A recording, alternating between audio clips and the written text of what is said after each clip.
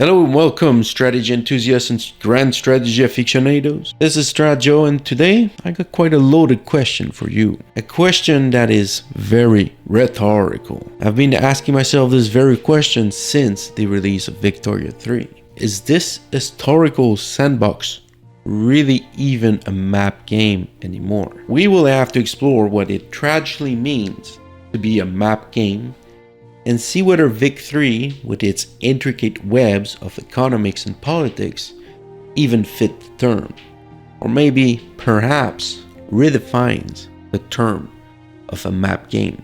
For many of us, the term map game conjures images of sweeping borders, strategic military campaigns, and a relentless push for territorial expansion. Think of classics like Europa Universalis, where painting the map your color is a core driver, or Hearts of Iron, where controlling key strategic region is paramount for victory. In these games, the map is the playground. The map is the canvas upon which your strategic decisions are drawn. These games often center around managing provinces, building fortifications, moving armies across continents, and engaging in intricate diplomatic maneuvers, primarily focused on land acquisitions, or maybe setting up some alliance based on geopolitical interest. The map dictates much of your moment-to-moment gameplay. Now let's take a look at Victoria 3. There is a detailed and beautiful map to stare at. The core of the gameplay experience often lies far beyond clicking on provinces. Vic 3 immerses you in a complex simulation of internal dynamics. The ebb and flow of your economy, the struggle of various interest groups, the passage of crucial laws, and the evolving social fabric of your nation. You will spend significant time managing production methods, establishing trade routes, navigating market fluctuations, while answering the prosperity of your population. The political lens reveals a world of ideologies clashing, revolutions brewing, and the constant need to appease or suppress different segments of your society. These intricate systems can be interacted and manipulated with minimum direct change to the map itself. Of course, the map isn't entirely irrelevant. Territory still holds significant importance in Vic 3 games. Provide access to crucial resources, influencing your economy, and they also have potentially strategic positioning on the map itself that can impact trade routes and provide you defensive advantages. Warfare and diplomacy are also present, but they often feel like the extension of your internal economic and political goals. Diplomatic plays are frequently driven by the clear desire to secure vital resources or exert influence for economic gains.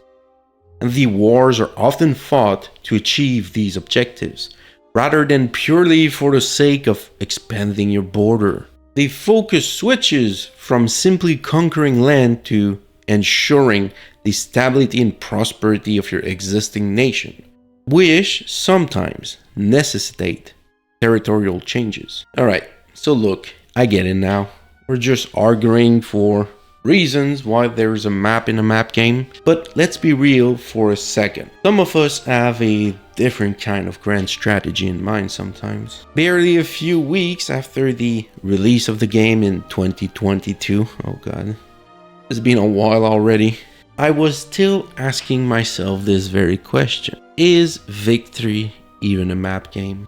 So I decided to play an entire game looking at this little rock in the middle of the ocean. And yeah, I know some of you are gonna point out I was just playing South Africa and I stayed a puppet the entire game. But I'm sure you will understand that looking at this rock for the entire game, I still fought through multiple wars, sending troops to France from just staring at the rocks in the ocean. It was honestly the most boring thing I've probably ever done in my life. Then we finally got the first DLC of Victoria 3. just a mere few months after release.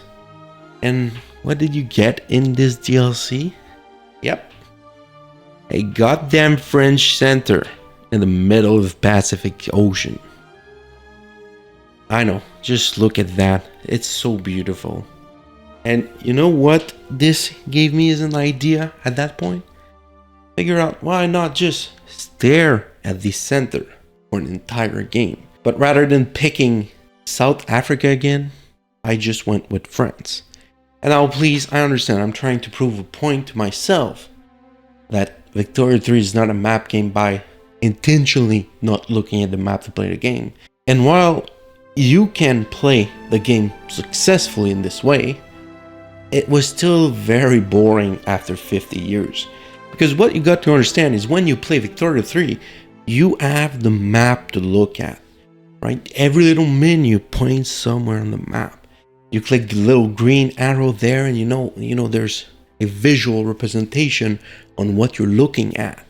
But if you remove the entirety of the map and just decide to look your economy and your military from menus, yes, you do have the visual support of the map in the back, but the entirety of it is possible staring at a goddamn French center in the middle of the Pacific Ocean. But you know what? That's just when I realized something. Victoria 3 isn't about being a map game. Victoria 3 is about creating yourself a story, creating a mission for your nation. So you could pick a country, decide to become an atheist multicultural democracy, or maybe communist state. These are all objectives you can do. But there's one extra layer of abstraction you can add over all of that. And it's to do it while looking at nothing. It's about finding your own path. Are you really looking at nothing? Are you simply enjoying coastal geology or maybe artistic endeavor of fictional French and keen hybrids in the deep blue?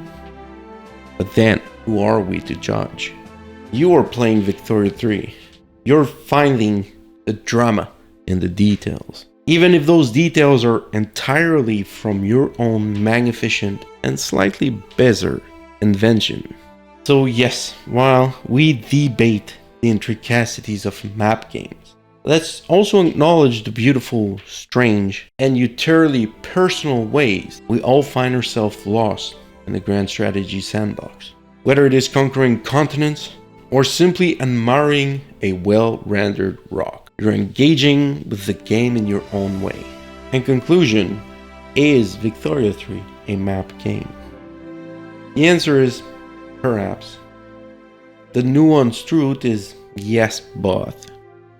While the map remains a crucial element, Victoria 3 significantly shifts in phases. It redefines the genre by playing the internal economics and political management as its core. The map becomes less of a direct painting tool and more of a dynamic backdrop, reflecting the success and failures of your internal policies. But I'm curious, what do you think? Is Victoria 3 a map game in the traditional sense, or has it evolved into something more? Share your thought in the comment and make sure to subscribe for more. Thanks for watching and see you next time.